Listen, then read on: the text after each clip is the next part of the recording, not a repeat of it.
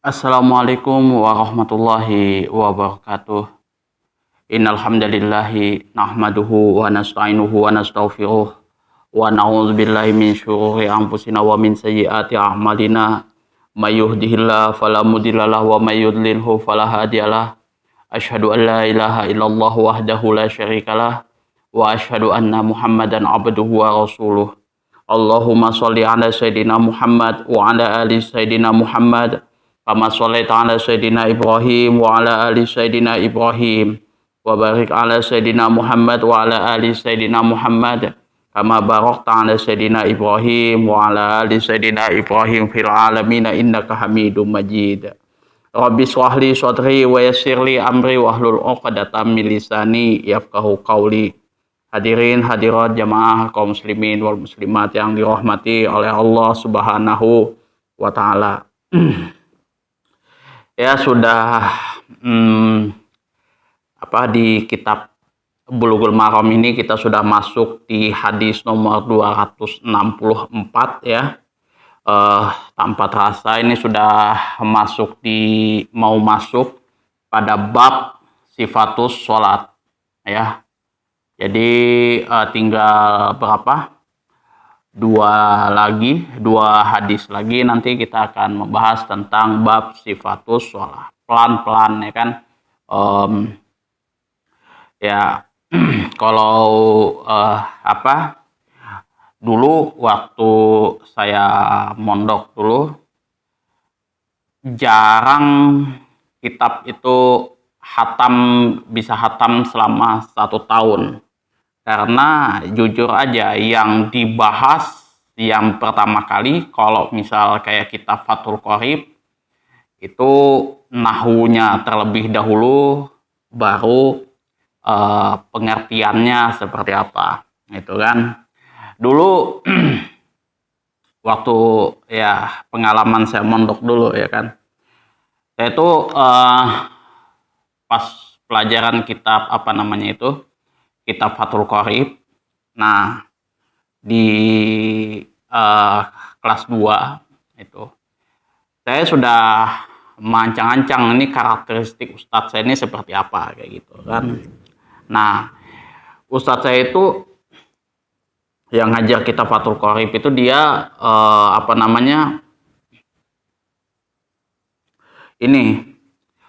suruh kita baca dulu itu kan, baru nanti diartikan seperti apa. Nah, namanya saya ya termasuk santri yang santri yang nggak habis akal dan tidak mau menyerah begitu saja begitu kan. Jadi saya tuh beli kitab Fathul Qorib dua macam gitu ya. Yang pertama kitab Fathul Qorib yang bentuknya kitab kuning ya kan, nggak ada harokatnya, gundul, betul-betul gundul di situ, nggak ada harokatnya. Kemudian saya beli kitab yang terjemahannya. Kalau terjemahannya itu sudah ada harokatnya plus artinya waktu itu ya kan. Jadi di kitab gundul itu saya harokatin sendiri tuh, harokatin full lengkap kayak gitu kan. Wal kitabu dan adapun kitab. Nah, gitu kan, wat dom wal jam'u kayak gitu kan, wasyar'an gitu kan. Wah, itu saya terjemahkan, saya ini kan semua saya artikan kayak gitu satu persatu kayak gitu. Nah, pas memang betul-betul ustadz saya ini memang feelingnya memang kuat juga, karena saya memang waktu itu santri yang paling luar biasa itu kan, luar biasa nakal maksudnya.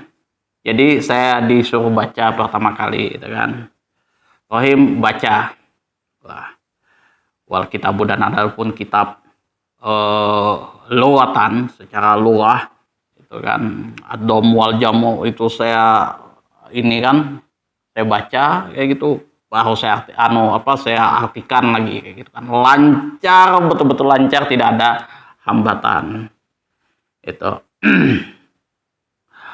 Jadi setelah saya belum selesai kayak gitu, kata ustaz saya, stop dulu Rohim, coba Alkitabu itu jadi apa?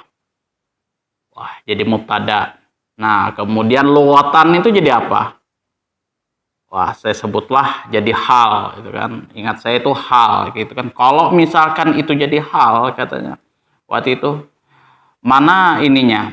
Eh, apa pengertian hal? Kemudian hal itu menunjukkan menunjukkan keadaan maf'ul dan fa'il dan maf'ulnya. Mana fa'ilnya, mana maf'ulnya. Itu pasti itu. Kan kamu Mas Sohim sudah belajar ini kan, sudah hatam kitab Jurumiyah kan. Nah, itu hal itu artinya itu adalah isim yang menjelaskan keadaan fa'il dan maf'ulnya atau maf'ulnya. Nah, mana yang dijelaskan di situ? Itu sudah kepala saya sudah mulai goyang sudah waktu itu. Kok kamu bisa menerjemahkan itu lughatan, kok nggak lughatin? Belum lagi yang ad-dhammu wal jam'u itu jadi apa dan lain sebagainya. Jadi singkat kata waktu itu, singkat cerita, Ustadz saya nanya kan, kamu pakai metode apa kok bisa selancar itu kan? Itu nggak tahu seluk beluk daripada itu kok kamu sudah lancar seperti itu. Menerjemahkan, kemudian mengharokati dan menerjemahkan pakai metode apa? Teman saya yang di samping ini sudah kikik sudah kan? Sudah pakai kitab terjemahan ya Mas Sohim, gitu kan? Pakai kitab terjemahan, ngaku aja. Gitu.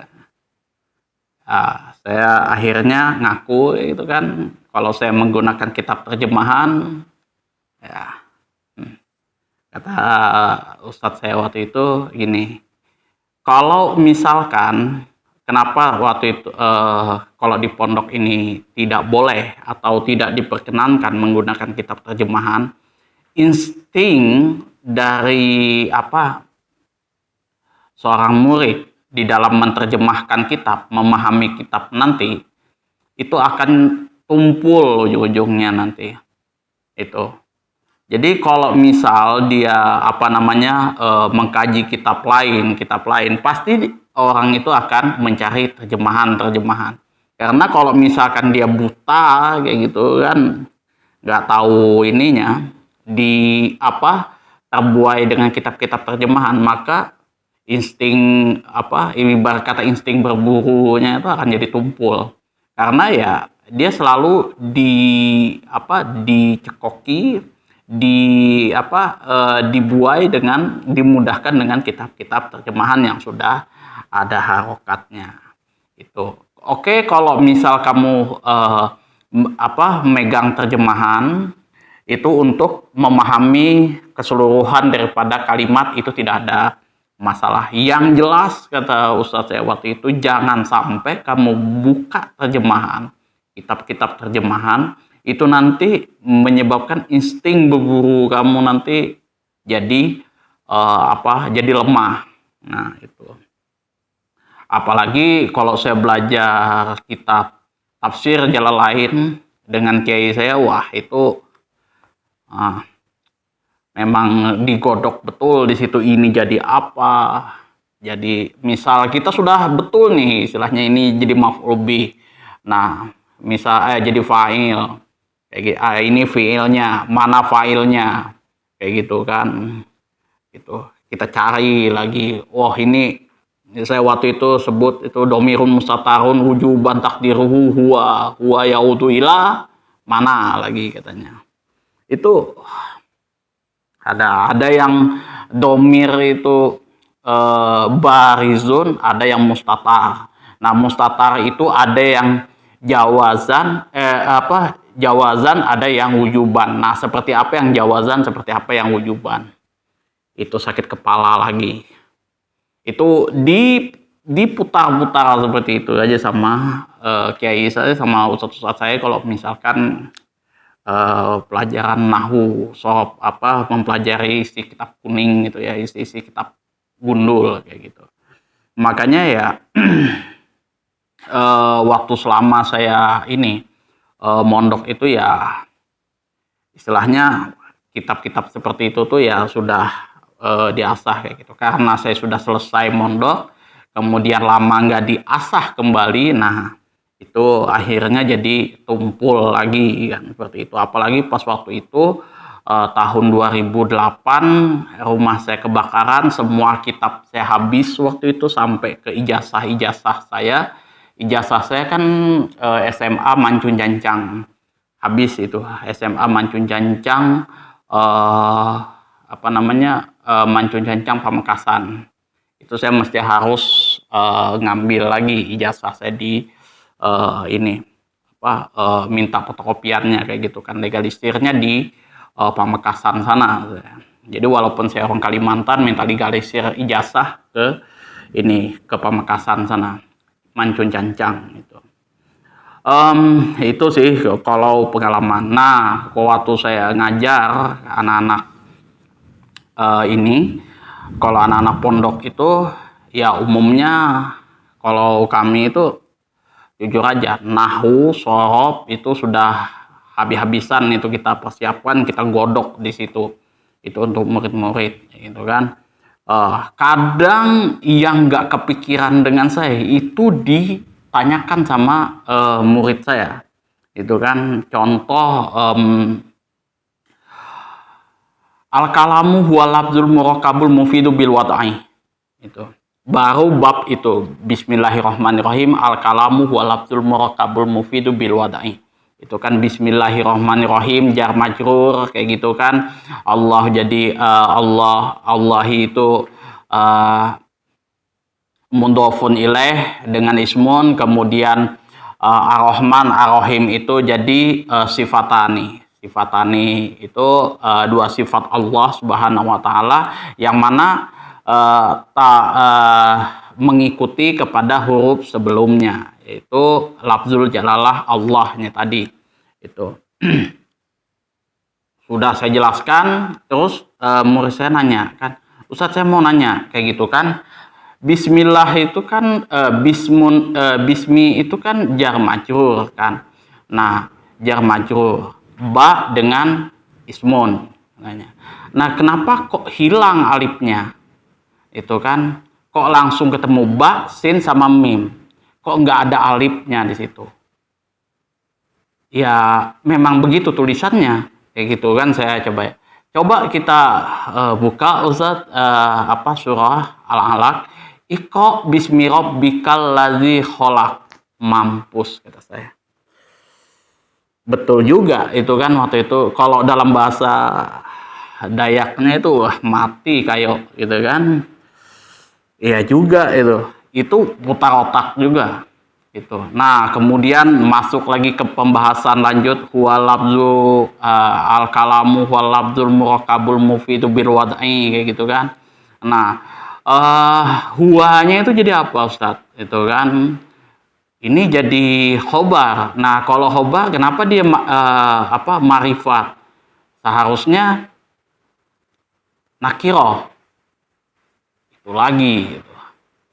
Ini ya itulah istilahnya kalau kami itu, pokoknya ya kalau murid saya itu kadang nggak paham betul-betul, dia akan cecar kita habis-habisan. Itu kalau di pondok itu ya. Jadi ya kalau di sini karena umumnya kan saya tidak terlalu banyak membahas masalah ilmu nahwu ya kan.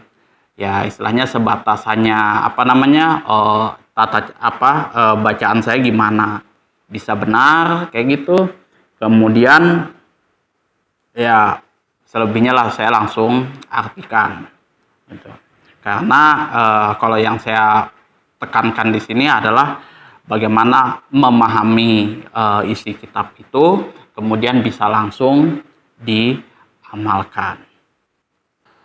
Wa an Ibnu Abbas radhiyallahu anhuma qala qala Rasulullah sallallahu alaihi wasallam, ma umirtu bitasyidil masajid.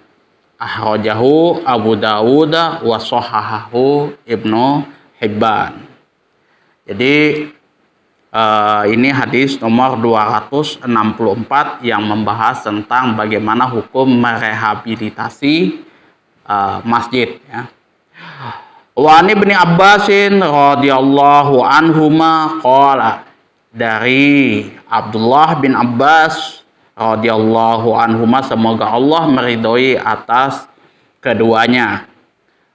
Nah, jadi anhuma ini kok bisa nggak anhu atau kok jadinya anhuma kayak gitu kan? Karena Abdullah bin Abbas ini anak daripada Abbas bin Abdul Muthalib itu ya sudah masuk Islam. Beliau masuk dia beragama Islam. Itu sahabat Rasulullah yang ini yang junior, ya. Kemudian kalau Abbas bin Abdul Muthalib adalah ini paman Rasulullah Shallallahu Alaihi Wasallam. Jadi kalau dengan Abdullah bin Abbas ini bersama Rasulullah itu adalah sepupu sekali, ya, karena Abdullah bin Abdul Muthalib sama Abbas bin Abdul Muthalib itu adalah saudara kandung. Nah, yang saya tahu kalau paman daripada Rasulullah Shallallahu Alaihi Wasallam itu Hamzah bin Abdul Muthalib, kemudian Abbas bin Abdul Muthalib, kemudian siapa lagi? Abdul Uzza bin Abdul Muthalib sama Abu Thalib bin Abdul Muthalib. Itu yang saya tahu. Mungkin ada lagi, ya. Kalau yang masuk Islam itu Abbas bin Abdul Muthalib sama Hamzah bin Abdul Muthalib. Nah, Hamzah ini masuk Islam karena mendengar lantunan Al-Quran. Karena itu tidak ada di dalam syair yang dia tahu pada waktu itu, nah akhirnya dia masuk Islam. Itu Hamzah bin Abdul Muthalib, yang mana beliau meninggal syahid waktu itu pada masa perang Uhud. Nah, adapun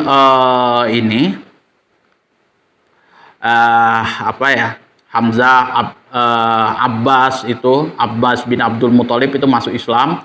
Nah, Abu Thalib ini adalah paman Rasulullah Shallallahu Alaihi Wasallam yang senantiasa melindungi Rasulullah Shallallahu Alaihi Wasallam, ya, daripada kejahatan-kejahatan orang kafir Quraisy.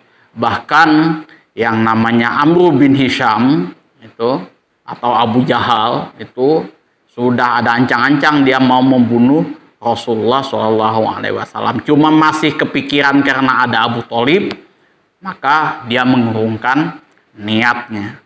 Itu ya, sebengal-bengal orang masih ada segannya juga dia sama keturunan daripada Rasulullah Shallallahu Alaihi Wasallam. Jadi ya kalau sekarang itu backingan lah, ya kan, mencari backingan kayak gitu kan, di kontennya Tretan Muslim sama ada kan mencari backingan. Ya itu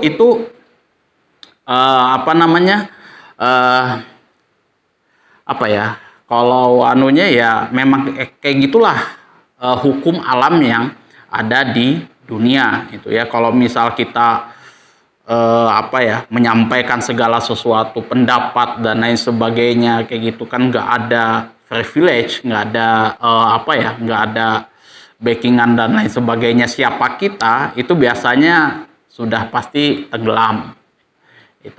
Itu hukum alamnya. Kalau Allah mau ya sudah ada malaikat sudah yang diutus, ya kan, melindungi daripada Rasulullah. Tapi tetap itu berjalan, itu kan dilakukan oleh Rasulullah Shallallahu Alaihi Wasallam. Bahkan sahabat pernah ada yang menanyakan, bagaimana keadaan, apakah syafaat engkau berlaku untuk Abu Thalib, paman engkau Abu Thalib, sedangkan dia senantiasa melindungi dan menyayangi engkau, kayak gitu kan, supaya engkau jangan sampai terbunuh lah dalam hadisnya. Kata Rasulullah dalam hadisnya itu, kalau tidak karena syafaatku, mungkin bahasa simpelnya Abu Thalib itu, pamanku itu akan masuk ke neraka yang paling dalam lagi itu. Nah, Abu Thalib itu paman Rasulullah Shallallahu Alaihi Wasallam itu berada di neraka yang paling ringan. Ya, di dalam Sahih Bukhari itu ada dibahas di situ, ya kan, di neraka yang paling ringan, yang mana neraka tersebut panasnya itu kalau misalkan debu yang secuil itu kena kita injak, ya, kita injak di kaki kita, otak kita ini mendidih. Itu isi daripada ini. Dan Abu Thalib itu meninggal dunianya tidak dalam keadaan Islam. Itu di hadisnya, ya. Jadi ketika nazaknya Abu Thalib, Rasulullah mencoba mengajak lagi untuk upaya yang terakhir kalinya supaya Abu Thalib itu, paman beliau, mengucapkan 2 kalimat syahadat, istilahnya mempercayai bahwa Rasulullah utusannya, sedangkan Abu Thalib malah mengikuti saran daripada ini nanti nih, Abdul Uzza bin Abdul Muthalib, ya. Ini kedua paman Rasulullah ini yang Abu Thalib bin Abdul Muthalib ini membela daripada Rasulullah, tidak masuk Islam. Yang satu lagi Abdul Uzza bin Abdul Muthalib ini tidak masuk Islam, tapi ya memang betul-betul memusuhi Rasulullah Shallallahu Alaihi Wasallam.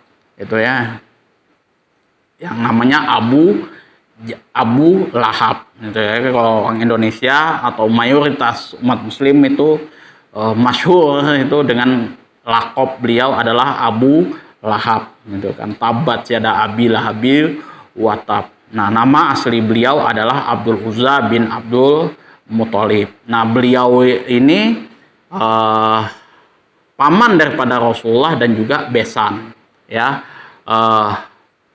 Ruqayyah dan Umi Kusum itu pernah menikah juga sama anaknya Abu Lahab. Gitu. Nah, jadi Abdullah bin Abbas dan Abbas bin Abdul Muthalib ini dua-duanya adalah sahabat daripada Rasulullah Shallallahu Alaihi Wasallam, dari kalangan keluarga Rasulullah Shallallahu Alaihi Wasallam. Makanya anhuma sama dengan Abdullah bin Umar, itu anhuma, itu karena Abdullah bin Umar itu ya masuk Islam juga, sahabat Rasulullah juga. Umar bin Khattab juga Muslim juga, beliau sahabat Rasulullah juga. Itu kan masyhur, sudah pasti teman-teman pasti tahu sudah.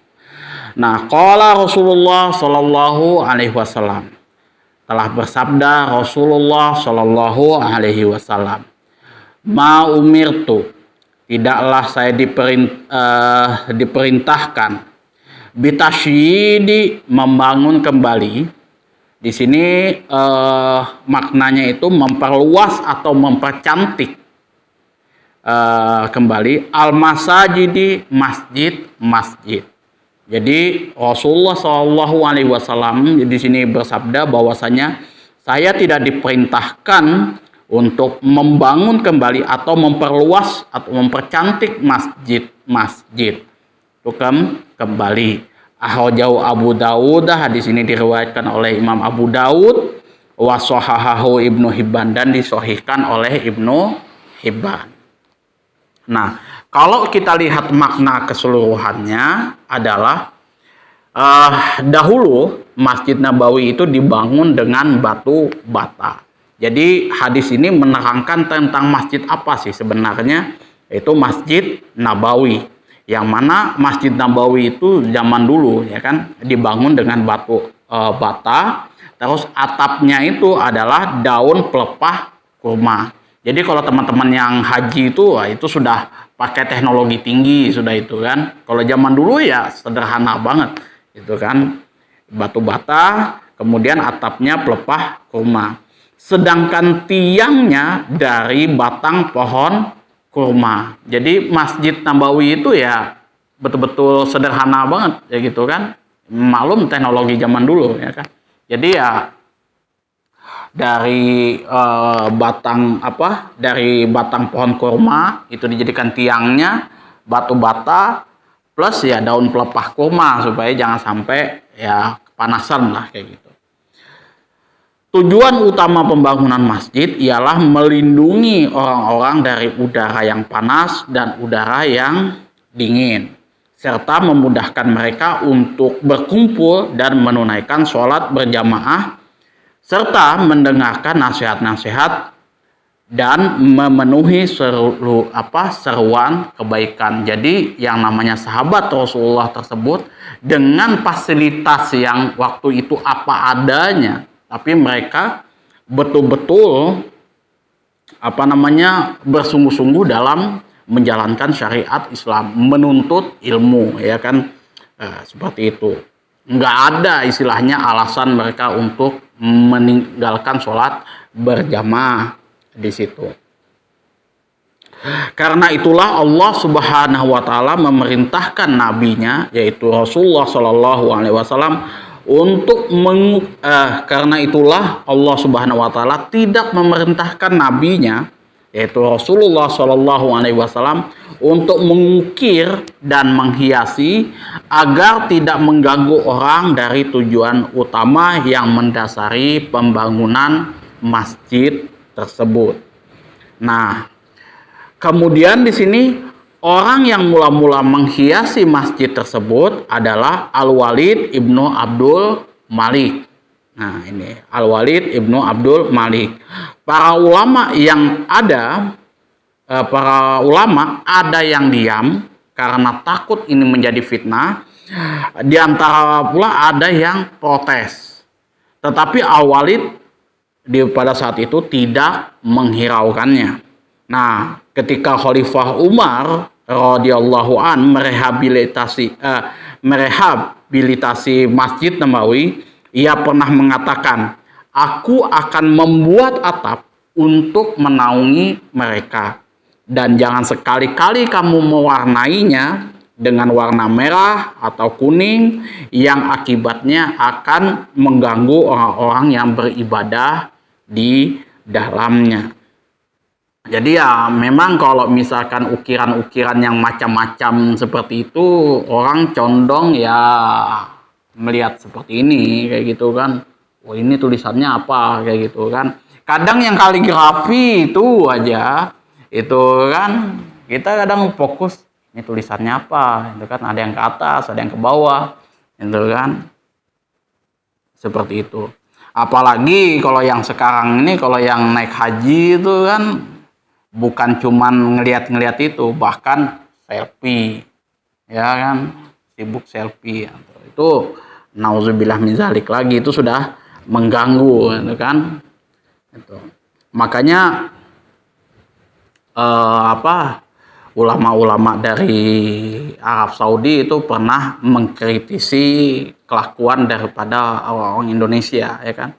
Orang Indonesia itu salah satu tabiat buruknya kalau naik haji itu selfie dan sibuk dengan HP-nya. Nah, kemudian kalau kita analisis lafadznya di sini ma'umirtu di sini artinya aku tidak diperintahkan atau aku tidak diizinkan oleh Allah Subhanahu wa taala di sini. Bitasyidim masajidi, atasyid di sini artinya meninggikan bangunan dan memperpanjangnya atau memperluasnya di sini, serta menemboknya atau dalam kurung di sini mengecatnya dengan berbagai macam warna. Sebab hal tersebut sudah di luar dari keperluan dan merupakan pemborosan karena menyia-nyiakan harta untuk pembelanjaan yang tidak dibenarkan oleh syariat di sini.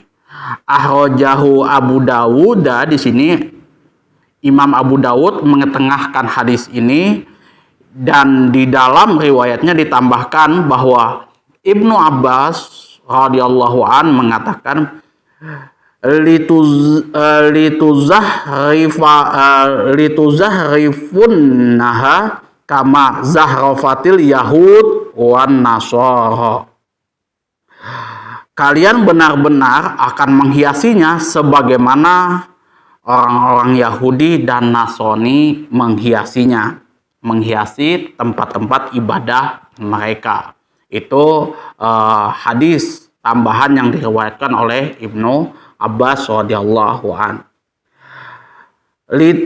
Lituzahrifunnaha, az-zahrafah artinya adalah menghiasi, yaitu dengan mengukir atau dan membuat gambar memakai emas.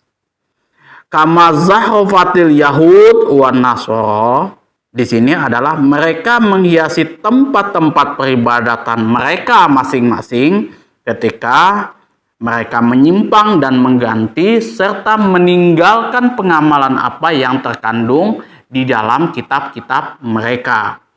Seakan-akan Ibnu Abbas di sini mengatakan, kalian nanti akan menjadi seperti keadaan mereka di sini. Bahkan apabila kalian menjual agama dengan dunia dan meninggalkan keikhlasan dalam beramal serta perkara lain, hanya berlandaskan kepada pamer dan berbangga diri dengan masjid-masjid yang kalian bangun dengan cara menghiasi dan memperluasnya secara tidak perlu. Itu sama sekali tidak diperbolehkan. Jadi ini masih berkenaan dengan hadis yang sebelumnya, itu kan, yang menghias masjid seperti apa kayak gitu kan, berbangga-bangga dengan hiasan masjid, itu tidak diperbolehkan. Nah, tapi nanti seperti apa fikih hadisnya, seperti apa, saya juga kurang begitu paham ya, bagaimana kategori menghias masjid, gitu ya. Nah, ini juga kita kalau bisa itu kan ketika kita beribadah ya ke tempat lain, terutama ya di Masjid Nabawi, kemudian Makkahul Mukarramah itu di Ka'bah dan lain sebagainya, itu kalau bisa itu kan jangan selfie di situ. Mayoritas orang Indonesia ya seperti dikritik oleh orang imam, kalau nggak salah ulama Arab Saudi ya, itu kebiasaan buruk daripada orang Indonesia ya selfie. Itu wajib, mungkin itu jadi rukun mungkin di dalam berhaji atau umroh di situ kan. Padahal ya positifnya hal yang mesti harus kita kejar, bagaimana ibadah kita bisa sempurna seperti itu kan. Apalagi ada ngevlog lagi, wallahu nauzubillah min dzalik di situ kan. Ya nggak tahu lah, mungkin tujuan dia baik ya, supaya orang tahu mungkin tempat ini seperti apa cara beribadah dan lain sebagainya. Tapi ya sudah ada pemandunya, sudah ada ininya dan lain sebagainya itu kan. Ya wallahu alam itu kan. Hanya Allah yang tahu daripada hati seseorang. Nah, fikih hadisnya adalah satu, tidak disyariatkan meninggikan bangunan masjid secara berlebihan dari yang dibutuhkan. Itu ya. Jadi ya tergantung rancangannya seperti apa, kebutuhannya seperti apa kayak gitu kan. Jangan sampai masjid yang dibangun itu dibangun melebihi daripada kemampuan masyarakat itu sendiri, itu kan. Nah, yang kedua, dilarang menghiasi masjid dengan emas dan perak. Emas dan perak ini sudah tidak boleh ya dihiasi masjid tersebut ya. Ukirannya dengan emas, betul-betul emas loh, bukan warnanya kan. Kalau mayoritas di Indonesia cuman warnanya aja yang kayak emas kayak gitu kan, tulisan-tulisan kaligrafinya. Tapi ini memang betul-betul dari emas dan perak, itu tidak boleh ya. Tetapi Imam Abu Hanifah di sini memberikan kemudahan dalam masalah ini demi mengagungkan masjid, itu kan. Tetapi dengan syarat hendaknya biaya tersebut tidak diambil daripada Baitul Mal. Itu ya mungkin kurang lebihnya masjid ini dengan Al-Quran. Al-Quran kan tidak boleh dihiasi dengan emas dan lain sebagainya. Tapi pernah ada khalifah kalau nggak salah di masa Imam Ahmad bin Hambal kalau tidak salah itu, dia menghiasi Al-Quran tersebut, mushaf tersebut dengan emas waktu itu. Yang mana ya dia bagikan ke orang-orang. Tapi Imam Ahmad bin Hambal tidak, ya cuman diam aja. Kayak gitu kan. Padahal Imam Ahmad bin Hambal itu mengatakan makruh menghiasi masjid dengan emas. Bahkan ya dia mengecam. Tapi Imam Ahmad bin Hambal di sini dia nggak ngerespon. Terus ditanya sama orang waktu itu, kenapa engkau diam kalau melihat hal seperti ini, sedangkan engkau mengatakan bahwa ini makruh. Gitu. Ya Imam Ahmad bin Hambal mengatakan bahwasanya ya itu cara khalifah tersebut menginfakkan hartanya kepada orang-orang yang, jadi dia ukir dengan dia hiasi dengan emas, baru dibagikan ke orang-orang awam, ya seperti itu, supaya dia tidak kikir lah, kayak gitu kan. Ya sama halnya seperti itu. Jadi kalau misalkan tidak diambil dengan Baitul Mal, itu tidak ada masalah. Itu kalau menurut Imam Abu Hanifah. Sedangkan menurut jumhur ulama, larangan ini menunjukkan pengertian makruh tanpa memandang apakah harta biayanya tadi dari harta si hakim atau dari harta Baitul Mal.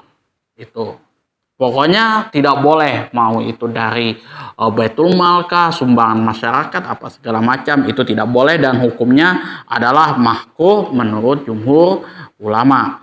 Dikatakan makruh karena hal itu berarti membelanjakan harta bukan pada semestinya, dan juga agar hati orang-orang yang sedang beribadah di dalamnya tidak berpaling dari ketaatan, dan agar rasa khusyuk tersebut tidak terganggu karena ia merupakan ruh daripada ibadah.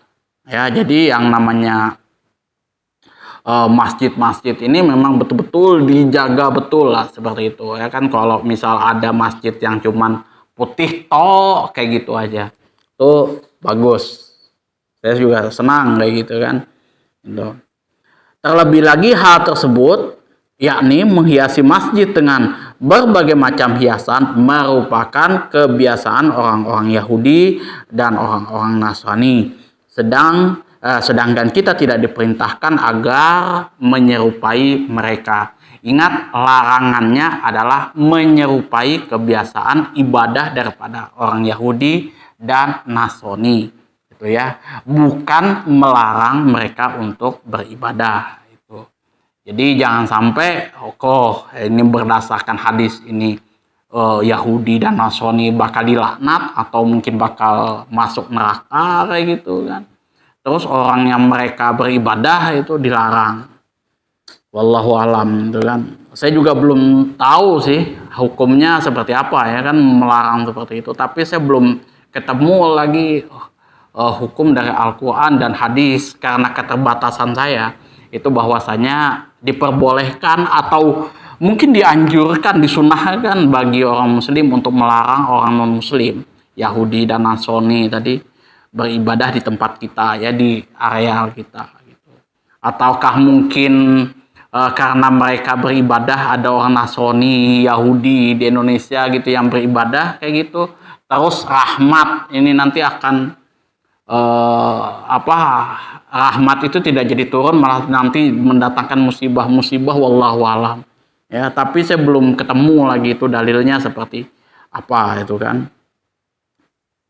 Ya kalau misal di suatu perkampungan, di suatu daerah itu kan suasana beragamanya itu betul-betul bagus ya kan.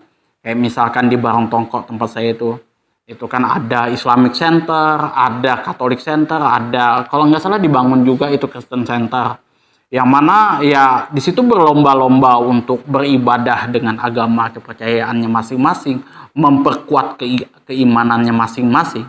Itu tidak ada masalah, malah lebih religius bagi saya kayak gitu kan. Itu ya, itu menurut pandangan saya. Kayak gitu. Nggak tahu kalau misal teman-teman atau ustadz-ustadz yang lain ada yang punya dalil yang berbeda, wallahu alam bisawab. Tapi ya kalau misalkan kita menyerupai orang-orang Yahudi dan Nasrani di dalam beribadah, itu tidak boleh. Apalagi kita ikut-ikutan di dalam ibadah mereka. Walaupun iman tidak bergeser, tidak bergoyang kayak gitu, tapi kita ikut ibadah daripada mereka, itu dilarang. Kalau bisa menyampaikan apapun itu bisa di luar daripada ibadah ya, kecuali memang orang-orang yang punya keperluan. Di situ ada pemerintah kayak gitu kan, pengen lihat kegiatan umat agama yang lain seperti apa, terus pembangunan masjidnya sudah tepat sasaran sesuai dengan apa yang mereka anggarkan, ya itu tidak ada masalah mungkin ya. Nah, itu amankah mereka beribadah dan lain sebagainya, itu ada kepentingan negara di dalamnya, itu ya tidak ada masalah di situ ya. Yang ketiga, menerangkan mukjizat Rasulullah SAW yang jelas karena beliau memberitakan hal yang akan terjadi di kemudian hari. Sesungguhnya mengecat masjid dan membanggakan banyak dilakukan oleh para raja dan para umara di zaman sekarang, di berbagai kota di luar negeri, hingga masjid-masjid menjadi museum, bukan lagi menjadi tempat ibadah. Nah, ini juga yang bahaya ya. Jadi masjid itu kan untuk tempat ibadah. Jangan sampai masjid ini bukan jadi tempat ibadah lagi, tapi menjadi museum. Nah, itulah kenapa masjid yang di Turki itu, nah itu dijadikan masjid lagi, bukan museum ya. Karena ya itu tadi, itu adalah tempat ibadah di situ ya. Itu ya memang itu kontroversial ya, tapi jangan sampai seperti itu. Jadi teman-teman bikin masjid itu dengan biaya yang mahal, kemudian juga anggarannya juga sudah wow fantastis lah seperti itu, bagus. Nah, ujung-ujung jamaah sedikit. Ya mending yang standar aja kayak gitu kan. Ya seluas ruangan ini jamaahnya 25, 35 tapi rutin, itu jauh lebih bagus. Yang mana di situ banyak kajian-kajian keislaman dan lain sebagainya.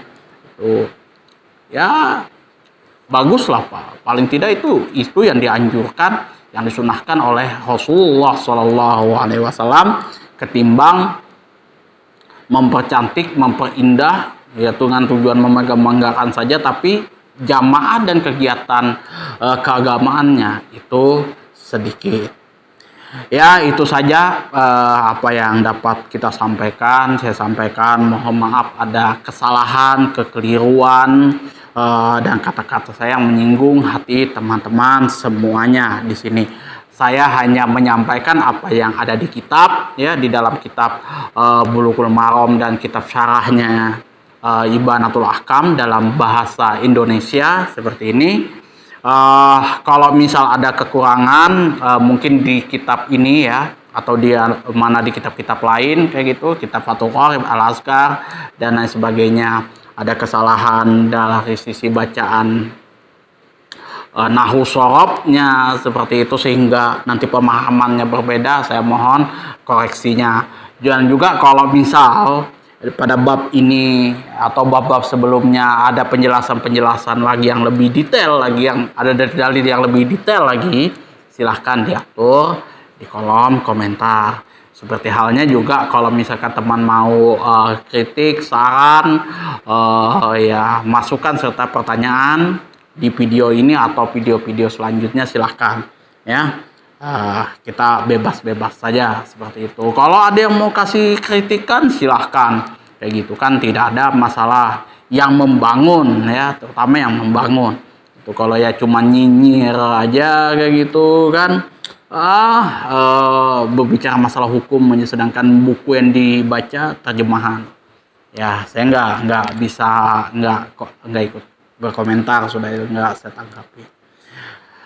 Akhirul kalam, wabillahi taufiq wal hidayah. Assalamualaikum warahmatullahi wabarakatuh.